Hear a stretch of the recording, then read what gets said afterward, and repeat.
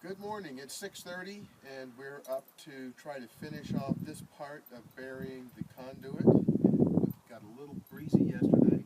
We had 30-mile-an-hour sustained winds and 40-mile-an-hour gusts.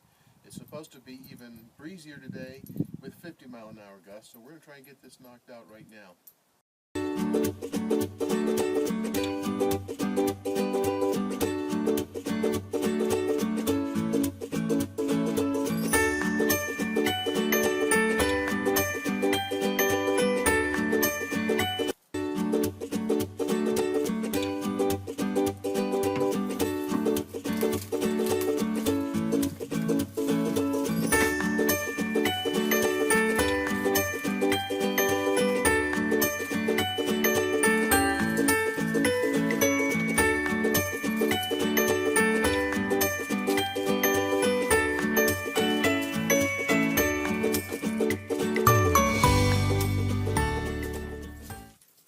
The area where we're busy trenching has yarrow in it. Yarrow is an interesting plant. We didn't have any on the property when we first moved here. Yeah, it came in as a gift from, I don't know, Home Depot or someplace. It came in with some potted plants that we bought, and we didn't realize what a pain in the behind it would be, or we would have destroyed it when it came in. My personal recommendation is if you ever get yarrow in your yard, destroy it immediately because it spreads worse than you could possibly envision. And even here, and we're not watering a lot of these areas, it can survive without water here, which is really saying something because not much can. Even a lot of the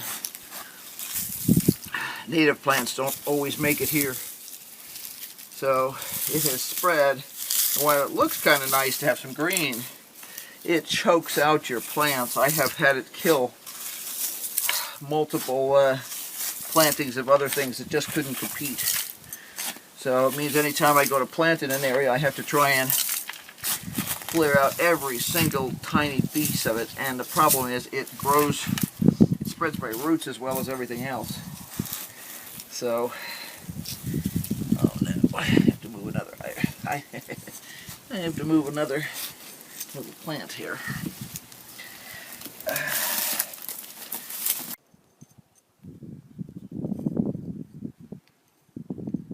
Now, is this permanent planting that you're doing right now, or are we just temporarily planting it here? Probably permanent. I really like the wood violets, and they do okay in here because we get shade here a lot of the summer. It's only during the very latest part of the summer that this gets any sun, and then it's only sun for a couple of hours, which sounds crazy because normally, like mums and stuff, they say, oh, plant them in the sun. Oh, not if you want to survive around here. It's just so intensely hot.